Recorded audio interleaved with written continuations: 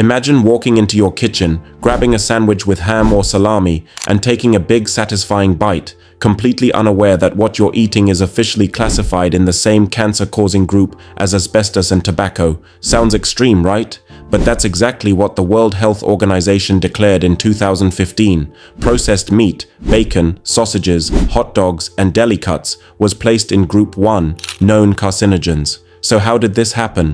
Why is something that's scientifically proven to raise cancer risk still lining our supermarket shelves and school lunch trays? And has the meat industry been hiding more than just preservatives in your food? This is the dark truth about processed meat, and why the fight over your plate is far from over. The health concerns around processed meat aren't speculation, they're backed by extensive scientific research. The most pivotal moment came in 2015 when the World Health Organization's International Agency for Research on Cancer reviewed over 800 studies from around the globe. The result? Processed meats like bacon, sausages, and ham were conclusively linked to colorectal cancer.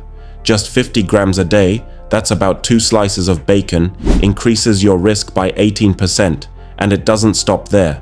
Studies have also linked processed meat to stomach cancer, breast cancer, and even lung cancer. One analysis found a 15% increase in stomach cancer risk for every 30 grams of processed meat consumed daily. Another found higher risks of cardiovascular disease, type 2 diabetes, and even potential links to cognitive decline, including Alzheimer's. This isn't fringe science, it's mainstream peer-reviewed data. And yet, despite this mountain of evidence, these products remain among the most widely consumed foods on Earth. You might wonder, if the risks are this severe, why hasn't processed meat been banned? The answer lies in how food regulations actually work. The classification by the WHO wasn't a ban, it was a warning. Unlike tobacco, which has a direct and overwhelming risk, the health effects of processed meat are considered relative. The cancer risk is real, but not immediate or guaranteed. That gives regulators room to deflect with the phrase, "everything in moderation." Instead of banning processed meat, governments have focused on risk management through labeling laws, dietary guidelines, and restrictions on advertising. Some governments, like Chile and South Australia, have taken bold steps, banning ads on public transport or applying warning labels. But globally, there is no widespread legislative push to remove processed meat from the market. Why? Culture and economics. Processed meats are cheap, long-lasting, and embedded in national food identities. Think of American hot dogs, German sausages, or Italian cured meats. The global meat industry is worth hundreds of billions of dollars. Banning these products would disrupt economies, ignite political backlash, and require a total rewrite of modern food systems. As a result, regulation often bends to industry pressure, and science takes a back seat. Here's the twist: processed meat was never really legalized. It was never illegal. Curing and smoking meat are ancient practices used by humans for thousands of years to preserve food before refrigeration existed. What changed in the 19th and 20th centuries was the scale and method. Industrialization brought chemical preservatives like nitrates and nitrites, mechanized production lines, and corporate food science. By the early 1900s, processed meat was a booming industry.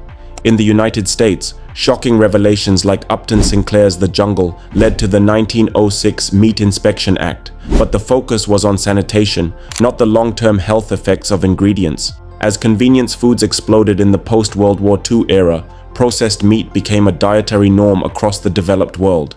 There was no pivotal moment when a health agency said, "Yes, this is safe." It just quietly became part of our daily lives, and stayed there. Despite its normalization, the processed meat industry hasn't been scandal-free. The deadliest example occurred in South Africa between 2017 and 2018. A listeriosis outbreak traced back to contaminated processed meats from Enterprise Foods killed 216 people. It remains the world's worst recorded outbreak of the disease and exposed shocking lapses in corporate hygiene and government oversight. Other concerns have centered around nitrate preservatives used in processed meat, which can form carcinogenic compounds like nitrosamines in the human body. While companies insist they follow safe limits, independent watchdogs and health scientists continue to call for stricter controls or outright bans of these additives. Still, the industry lobby remains strong and very much behind the scenes. So, why isn't processed meat banned? Because history, money, and habit all say otherwise. The science is loud, but the politics whisper. While experts agree you should limit or even avoid processed meat, the reality is, we live in a world where warning labels are easier to sell than systemic change. The next time you walk down the grocery aisle and pick up that pack of ham or hot dogs, just remember, it might not be illegal, but it sure as hell isn't harmless. If this video opened your eyes, hit that like button and subscribe for more science-backed food truths. Because here on SciHealth Insights, we're not here to scare you, we're here to tell you what they won't. See you in the next one. Stay informed, stay healthy.